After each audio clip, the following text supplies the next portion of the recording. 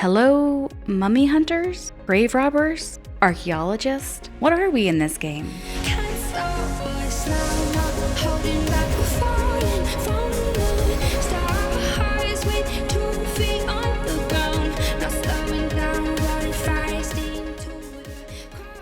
Forewarned released just a few days ago. Many of us Ghost Hunter types have been eagerly awaiting its release. So does it live up to the hype? Forewarned starts in an office-type museum area. There are plenty of interactive items right here in this area. Cards scattered around the lobby hint at how the players are supposed to complete objectives, but manage to fail at being clear at how to play the game. There are several options for each game, which include PvP, shared loot and tools, map sizes, difficulty, and more. It feels like developers have thought of everything when allowing players to play just how they want to. Players pick up their assignment from a computer in the archaeology tent, and then gather their light sources and camera or other gear should they have any. The light from the torch seems more appealing, but annoyingly went out frequently. The light from the flashlight was dim but more reliable, but also susceptible to going out. Torches also allow players to light a variety of light sources inside the ruins. The graphics and the environment inside the tombs were well developed. I did not encounter any bugs, and player movements for the most part seemed to run smoothly. Players gather small piles of gold while also completing their objectives and listening for clues to narrow down their Mejai, which is what the ghost is called in this game. For the most part, this creature seems mostly harmless, at least until players run out of time or they have entered the inner tomb. The traps inside the ruins seem more harmful than the Mejai, but this is where things start to go south. Figuring out your Mejai seemed difficult if you're new to the game. I am certain this is easier once you amassed a small fortune to afford all the tools needed for this type of hunt. But being new, there was a lot more guessing going on than I would have liked. To enter the tomb, players must narrow down who their Mejai is. Once inside the inner tomb, players need to quickly grab the relic, snap a few pictures, and run for the exit. However, in the process of opening the inner tomb, the exit has closed, and players must now look for a blue lever to open the door. Let's start with the obvious issues I find with this game. First, I would like to say my initial impression of this game probably would have been higher had they included reverse mouse or inverted Y-axis. I cannot stress how much it frustrates me that this simple thing is overlooked by so many indie game developers. And adding insult to injury, inverted Y-axis was available for controller, but not for the mouse. One of the developers personally told me that it will be included in the next update. I've been fooled before though. I'm looking at you, Ghost Hunters Corp.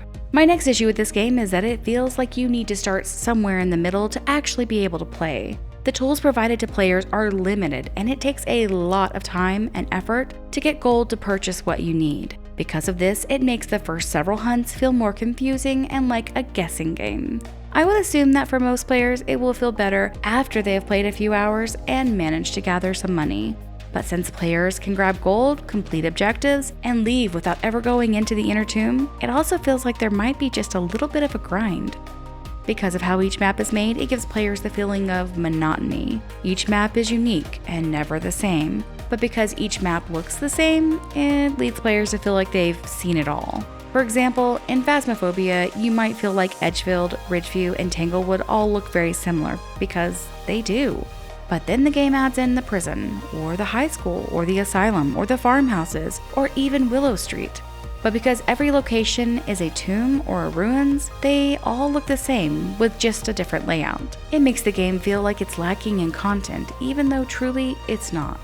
One of the bigger disappointments for me personally is that this game does not feel scary. While it definitely is dark, has some interesting interactions, heartbeats, and what appears to be a ghost, it's really not very scary.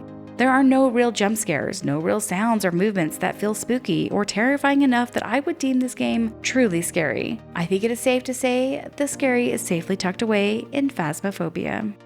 So what was good about this game? Well, graphics speaking, it looks fairly good. There has definitely been some time and effort put into the appearance of the tomb, and there are lots of little things to explore and figure out. The developer has included some traps and puzzles for players to give them objectives and goals to work toward in the game. And certainly, the drive to gain gold will make many players sink a fair amount of time into the game. The gameplay is unique. While Forewarned is being released just before Halloween and in the midst of many other ghost hunting games, it has found a way to appear different and unique from those other games. Players are not just figuring out their ghost type or exercising the ghost, but instead figuring out how to gain access to the inner tomb to then whisk away a relic should they be able to escape alive.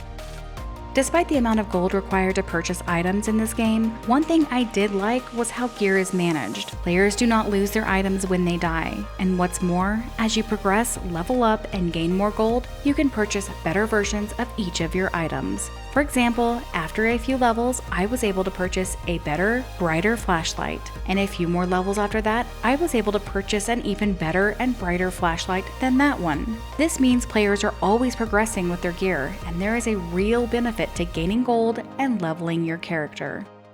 Forewarned is available in VR, which for many players is a huge bonus. Much like Phasmophobia, this game does not require that you buy an additional copy for VR. It also allows players to adjust their key bindings rather than forcing them into WASD, despite its lack of inverted Y-axis for the mouse. And the price for this game is about where you would expect a game of this type to be. So should you buy Forewarned? Overall, I think this game will grow on players over time. It is early release, so I would expect that there will be additional enticements coming to the game in the future. The developers seem competent and mostly willing to make adjustments and changes to their game to appease their player base. It certainly feels like it has a learning curve, and it may be a bit rough for new players, but with some time, will likely be easier for players to delve into and enjoy. Did you try Forewarned? What did you like about the game? Would you recommend it to others? Let me know in the comments below. Thanks for watching. Remember to like and subscribe, and as always, happy hunting.